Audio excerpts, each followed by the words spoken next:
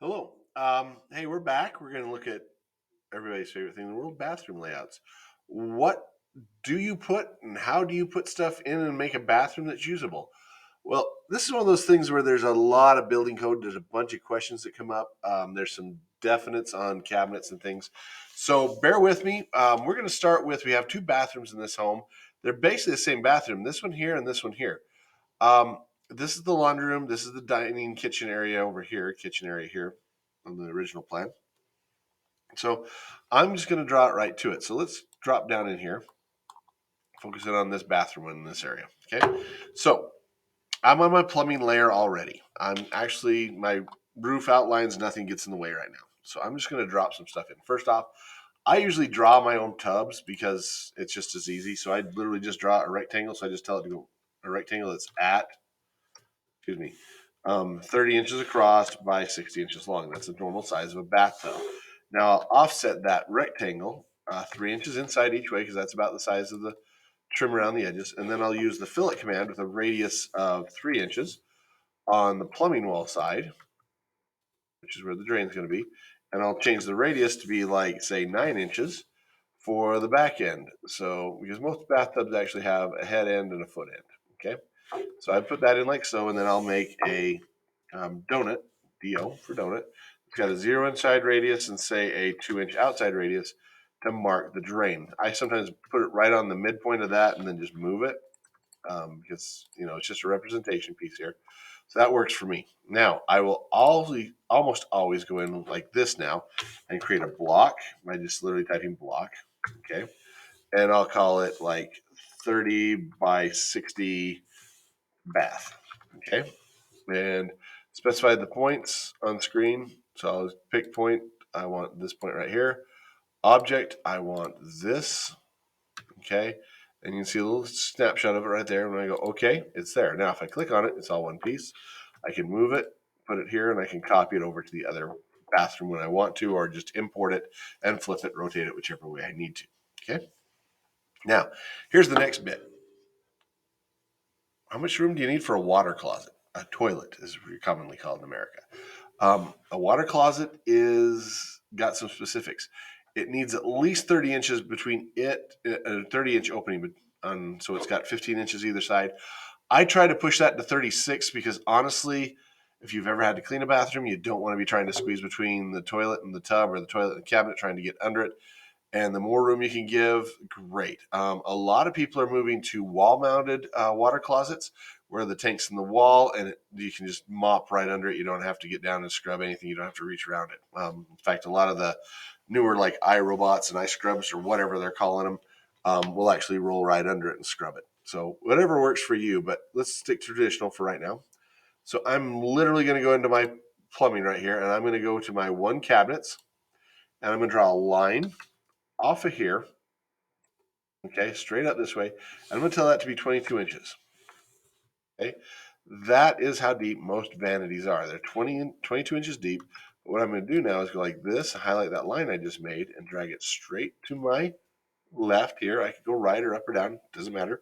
I'm going straight to my left, and I'm going to tell it to go 36 inches. That's where my vanity is going to go. So if I do a line now across here, I now know that that's the space I have for my vanity in this bathroom. There's not a lot of space, and my water closet can go there. Now I'm going to change back by clicking on the make current and clicking here to make an import of a water closet. Now I have them on the shared drive for everybody. Okay, so I'm going to go DDINSERT. Okay, and I'm going to go browse, and I'm going to literally go into I'm in the shared drive under my class name architecture. Got it? And down here, if you start looking through, you're going to see a bunch of the blocks we've made for y'all. Like there's a vanity, like we'll just, our lavatory, sorry. We'll drop the lavatory in because we'll need it in a minute. And I'm going to go back to insert and go back to browse. And if I go down here, like there's a range down here, there's this double sink. If I go to the bottom, there should be a water closet from the top. Bingo. Drop him in. Okay, there he is. He's facing the wrong way. Can't tell which way cancel that. Can't tell which way the sink's facing or the lavatory. It doesn't actually matter. So I just rotate or mirror this around 180 degrees and go move. Now I move him so I get him centered in here. So I move him from his midpoint to right there, and then I move him again straight over here, 18 inches or 1'6", over. Now, it cannot sit against the wall, so I'm just going to move it out an inch. That's how I position it. Here's the trick, though. I got to hope, and you have to measure this. I'm going to use the distance tool, DI. Okay, so it's just DI, enter.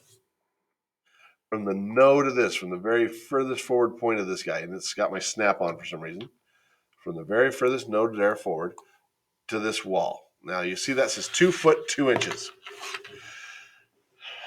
I've got too big a water closet in here, or toilet. It should be at least 30 inches. 30 inches of uninterrupted space in front of there. So this water closet drawing is probably just too large because a standard water closet will easily fit in there inside a 5-foot wide bathroom, which is what we know this bathroom is from this being 5 foot from there to there. Okay. So in all honesty, that should work, but that's what you're looking out for. So in front of all the toilets, all the water closets in the world, there's supposed to be a 30-inch space by 30-inch space so that you don't have to like step over the bowl to get on it, to get to it, you get the picture. Okay. Now, this lavatory right here, it's kind of large. Let's show you how big it really is. So if I move it down here, that 22-inch cabinet pretty much fills. Okay, that's not true. Most lavatories actually give a little space. So I will use the scale command real quick on this. I'm just going to scale from right here, and I'm going to make that about 80% of its original size and then move it a little bit. So this, remember, these are markers. They are not hard numbered systems. Okay, they are not set in stone. If you want to go in and draw your cabinet and your knobs and things in here, you can right now. But that's a minimal bathroom that works. Okay, now let's stop for a second. We also have a bathroom up here. Well, it's got a bath, a water closet, and a vanity in it. So it's basically the same setup, it's just got different door arrangements. In fact, this is probably the most common door arrangement or common layout for a bathroom in the world. Pretty linear, pretty straightforward to use. At least North America, it's definitely the most common. Okay. Doesn't have to be like this. You can make arrangements and move it around. Just make sure you plan and think. How much time are you planning to use this bathroom for? Like, are you having like a soaking tub in here? A water closet is going to be a home spa kind of situation. Master baths sometimes can get there. So as you're doing this, think through those. Now, like I said, I draw some of my things. I don't always. Now, there's a bathtub that does not necessarily have a shower head on it. This is considered a full bath though, because we got a bath, a toilet or water closet, and a sink. If this was a shower stall, even if it's a full width shower stall, that would only be a 3/4 bath. If it only had the lavatory and the water closet, in other words, the toilet and the sink, it's a powder room or half bath. Okay. So they get into some of those as we get going. So as you start drawing, just draw them in and plan out your bathroom, make sure it makes sense. Okay. I am going to show you before we leave two things. If I have a minimal sized water or a shower stall, I'm going to do a rectangle that is 30 by 30, and that is literally bare minimum sized.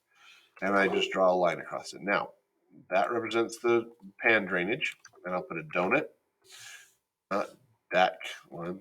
Oh, you darn thing, I hit this wrong button. Close. D-O. Get the D-I instead of the D-O. All right. Inside 0, outside, we're going to make this 3 so it stands out a little better. That's a normal shower stall. Now, we can also do a bigger shower stall. And I will tell you right front, if I'm just doing a shower stall, the price difference between this and this is so negligible. It might as well not even worry about it. Okay. I would always put the larger one in. Okay. You can also get away with a rectangular shower stall that is like so. And again, you just put a cross through it. They're all pre-made shower pans. And there's also a 36 by 60 or a 36 by 72 you can get. So you can drop those in your bathrooms if you so choose. Okay. So that's how simple it is to make those and how simple it is to work with it. Next time you see the floor plan, we'll probably be working on the kitchen. We'll have all the doors in the various rooms, and we'll probably have start working on kitchen counters and cabinets. Okay, thanks.